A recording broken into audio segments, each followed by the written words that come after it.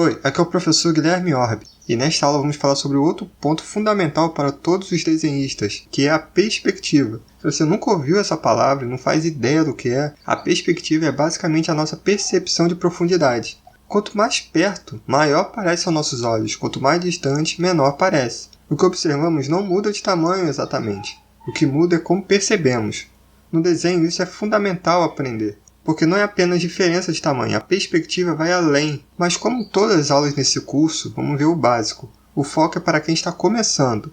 E digo isso porque existe muito a se aprender sobre perspectiva. E nesta aula seria bom que você tenha uma régua à mão. Vai te facilitar fazer os exercícios. Primeiro vamos ver alguns exemplos, depois vamos analisar o básico com calma. Veja essa imagem. Perceba a profundidade que é passada na cena. De fato, parece que estamos olhando para baixo. Para aprender perspectiva é necessário muito estudo e observação, e não vai acontecer de uma hora para outra. No início vai parecer muito difícil, e não se preocupe que é normal. Nesta aula eu vou passar alguma base. No início, para começar a compreender a perspectiva. Como disse antes, tem muito a se aprender, e vamos ver apenas o início, a forma mais básica possível.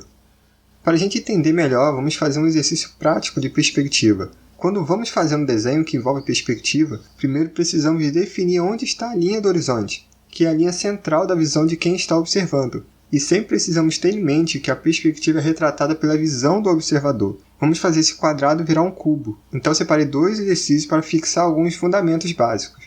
Uma vez definida a linha do horizonte, que é uma linha horizontal, precisamos fazer o ponto de fuga, que é o ponto central da perspectiva, onde alinha todos os elementos do desenho. Veja os exemplos. O ponto de fuga pode ser inserido em qualquer lugar da linha do horizonte, mas tem que ser na linha do horizonte. Observe que em cada ponta dos quadrados tem uma bolinha para indicar os pontos que vão ser ligados ao ponto de fuga. No exercício, faça uma linha ligando os pontos do quadrado ao ponto de fuga. E dentro dessas linhas, faça outro quadrado, que vai ser menor e precisa ser dentro das linhas para dar impressão de profundidade, igual está no exemplo.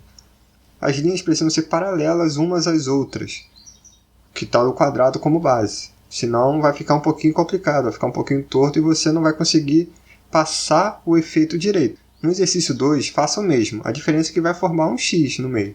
Depois de ter feito esses dois e entendido a noção de profundidade, vamos passar para o próximo. Caso seu desenho não tenha ficado certinho, observe se fez as linhas retas, seguindo o mesmo ângulo de inclinação. Agora vamos fazer com personagens. Observe que o padrão é o mesmo. Seguindo os padrões feitos com linha do horizonte, ponto de fuga e linhas guias, você consegue definir qual tamanho ficaria se seu personagem estivesse mais distante. Então tente fazer esse desenho, faça a linha do horizonte primeiro, depois o ponto de fuga, depois o personagem mais próximo. Trace as linhas guias e faça o segundo dentro dessas linhas guias. Parece difícil, mas com prática você vai entender que vai facilitar para você.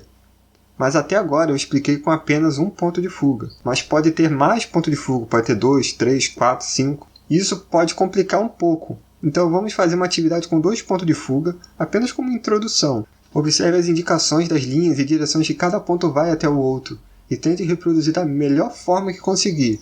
O padrão e o raciocínio é o mesmo, mas só complicamos mais um pouco. Pode ser feito com mais pontos de fuga, com outros efeitos, mas isso é para outro momento. No início é importante você observar a noção de profundidade, porque não adianta muito usar as técnicas e cálculos matemáticos e não saber ver. Primeiro observe e entenda, depois você avança. Mas é tudo para este momento. Então, até a próxima.